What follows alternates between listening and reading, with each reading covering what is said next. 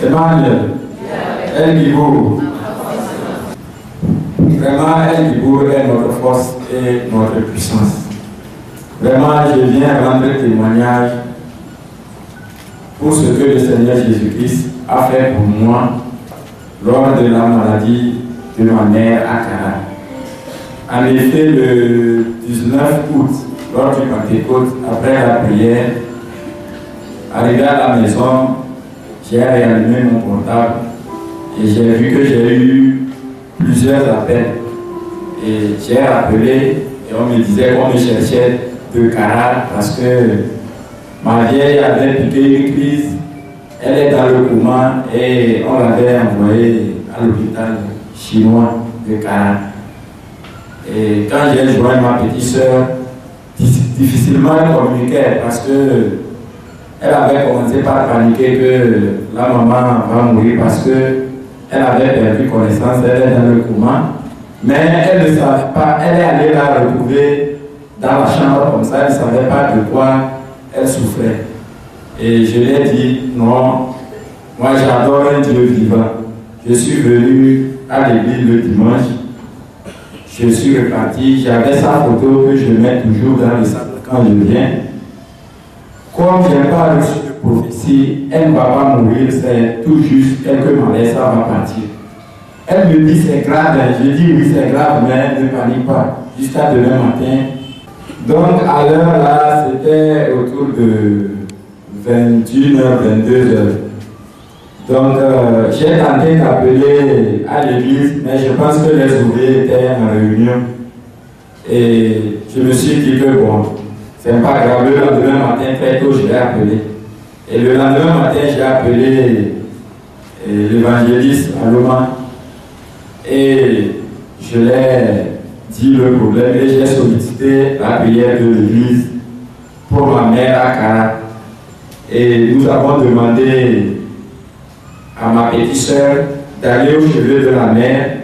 Et là, elle va placer le téléphone et poser la main sur elle. Et l'église va prier en direct. Ce qui a été fait. Et j'ai attendu 1 heure de temps après, la petite soeur m'a rappelé qu'elle est revenue à la vie, elle est sortie du coma.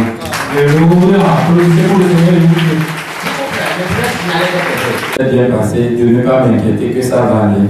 Donc c'est à ce moment que j'ai pris mon ordinateur et j'ai envoyé un message au prophète pour voir et pour l'informer de la situation et de savoir ce que je devais faire, puisque il devait me prononcer quelques paroles pour que je puisse voyager et aller voir la situation à Cara.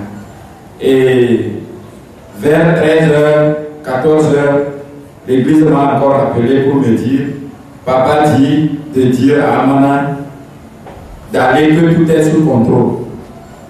Alors là, j'étais reconforté et j'ai décidé immédiatement de partir le lendemain mardi. Donc en partant, j'ai pris le livret « Nous sommes régénérés par la parole vivante de Dieu » et le sticker sans respect. Donc arrivé à Cara le mardi à 14h30, je me suis rendu directement à l'hôpital. Et elle était sortie de coma, mais elle avait perdu la vue. Elle ne voyait plus. Et la dame ne voyait plus. Et quand j'étais arrivé, c'est par mon nom qu'elle a su que j'étais arrivé. Et je suis allé voir le médecin pour voir exactement de quoi elle souffre. Et là, il m'a expliqué que quand elle est arrivée, ils ont fait la glycémie. La glycémie est à 5. Le taux normal, comme vous venez de le dire, doit fluctuer entre 6,6 et 1,5. Mais là, c'était 5. Et la tension est autour de 22,10. Et une vieille, hein? Donc, il me fait savoir que, bon, il essaie de m'amadouer en me disant que ça va aller, mais même si elle ne voit plus, ce n'est pas grave. J'ai dit, ah bon, elle ne va plus voir. Il dit oui, parce que c'est une crise on la connaissait parce que je la fais suivre par un assistant de l'hôpital. Mais durant tout le suivi, elle n'a jamais manifesté une glycémie pareille. Mais la tension, je sais qu'elle avait la tension. Bon, il m'a dit qu'elle peut revenir à elle, mais pour voir, ça serait difficile. Et je lui ai dit qu'elle va voir. Et je suis allé dans la salle. Arrivé, et comme c'était vraiment grave, et j'ai l'idée de faire ma propre prière parce que je me suis dit, si je fais ma propre prière, un jour papa nous a donné le conseil, quand vous faites la prière comme ça, il faut savoir placer les mots, sinon Dieu va faire ce que, même si vous vous trompez, Dieu vous écoute, il va faire ce que vous avez dit. Alors j'ai ouvert le livret et j'ai décidé de répéter la prière qu'il y a dans le livret. Donc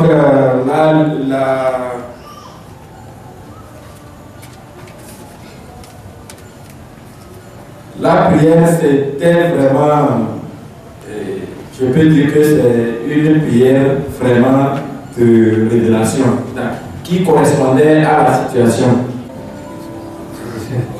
Saint-Esprit, toi qui es la présence de Dieu et la démonstration de sa puissance, fais pleuvoir dans mon âme, dans mon esprit, dans ma chair, la miséricorde de Dieu par son Fils Jésus-Christ. Ouvre mon cœur et fais entrer dans ma vie Jésus-Christ crucifié sur la croix pour mes péchés. Il prenne possession de tous les compartiments de mon être et fasse de moi le reflet de sa sainteté. Waouh! Vous pratiquez pourquoi avec les livrets là, c'est ça? Écoutez encore, hein? Donc j'ai fait cette prière en transformant les mots comme si je demandais que cela se passe dans la vie de la maman. Parce que elle est chrétienne, mais elle va à l'église catholique. Mais souvent, quand nous venons à l'église, quand on se téléphone, elle me dit de venir toujours à l'église, de ne pas lâcher l'église là, parce qu'elle était venue une fois quand on avait commencé par aller à Togo de l'île et on priait à la maison, elle assistait. Elle disait que c'est bon de ne jamais lâcher. Donc je lui ai dit que c'est le prophète chez qui je prie, c'est lui qui m'a instruit de venir et dès qu'elle va me voir, elle ne va plus mourir. Et j'ai sorti le sticker sans respect et je l'ai imposé ça sur les yeux et j'ai pris le livret. Comment? J'ai mis ça sur les yeux. C'est parce qu'il y a quelqu'un qui fera aussi cette situation. Donc, après la prière, j'ai soulevé sa tête et j'ai mis le livret. Et je l'ai imposé le sticker en lui disant de répéter que la lumière contenue dans ce sticker touchait des mains du prophète du Christ Maranatha, que cette lumière éclaire mes yeux au nom puissant de Jésus-Christ. Et elle n'a qu'à répéter cela ou bien dire Jésus sauve-moi. Et elle a pris ça, elle a imposé à ses yeux. Et toute la nuit, elle a fait cela.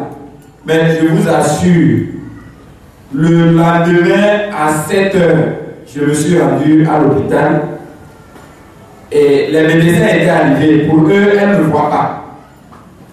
Et ils ont ramené, parce que dans cette situation, ils font les analyses matin et soir pour savoir comment orienter les produits.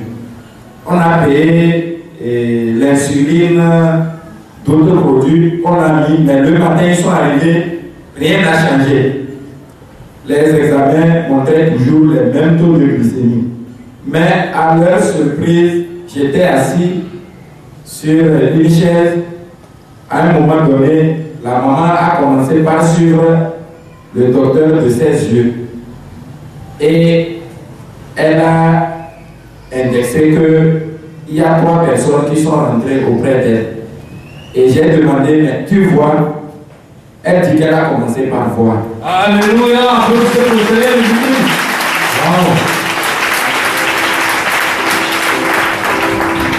Et je vous assure, la maman a refusé de lâcher le sticker. Elle prend ça toute la journée, elle appuie sur ses yeux. Et j'ai fait 3 jours. Jusqu'au 3e jour, j'avais essayé le 3e jour, j'ai essayé de prendre mon téléphone pour lui tendre de prendre. Quand elle voulait prendre, je lui ai demandé, mais qu'est-ce que vous prenez? Elle dit, mais comment ça? Je vous ai dit que je vois, c'est le téléphone. Je dis, quelle couleur? Elle dit, mais c'est un téléphone bleu, noir, quoi. Bon, en Cabien, il n'y a pas bleu, on dit noir. Elle dit, c'est un téléphone noir, de laisser ça que, avec le sticker, elle m'a dit qu'elle voit maintenant, c'est fini, elle voit. Et c'est après une semaine que le taux de glycémie a commencé par chuter. Mais quand je suis revenu à le médecin de la demain, on s'est téléphoné, elle me disait que mon fils, tu es venu, tu m'as sauvé. Mais après la guérison, j'aurai beaucoup de choses à te révéler. Le lendemain, en même temps, elle a reçu une seconde attaque. Et là, on m'a appelé encore de Cara, que c'est comme ça qu'elle fait des crises de nerfs. Et j'ai encore appelé l'église et l'évangéliste Anne a refait la prière et j'ai demandé que le livret, parce que nous avons plusieurs livrets, que le livret que j'ai laissé et le sticker soit posé comme j'avais dit. Et jusqu'à 17h, on m'appelle, on me dit que tout est rentré en ordre. C'est le fond, c'est là. Il n'y a pas plus grand miracle. Alléluia. Donc, quand l'évangéliste Anne avait prié, après on nous dit que à la fin de l'attaque, sa partie gauche ne fonctionnait pas. Et j'ai dit non, posez les médiums et priez toujours, ça va aller. Mais aujourd'hui, je vous assure, à partir de jeudi passé, ma maman, elle est habillée, elle-même, elle marche, elle va, elle se douche. Et elle a regardé la maison, sa partie gauche là fonctionne. Alléluia! Quel conseil tu as donné aux frères et sœurs qui sont là? Donc, ce que j'ai à dire à nos frères qui sont ici, quand nous venons ici, il faut s'abandonner totalement dans les mains de Dieu. Soit que nous décidons de venir, ou bien de ne pas venir. Et quand nous venons, ne donnons pas les ordres à Dieu.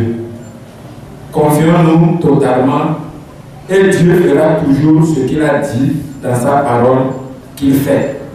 Et comme il ne laisse point tomber les paroles de son prophète, dans nos prières, même si nous sommes faibles n'importe comment, appuyons-nous sur les phrases, les mots que le prophète prononce.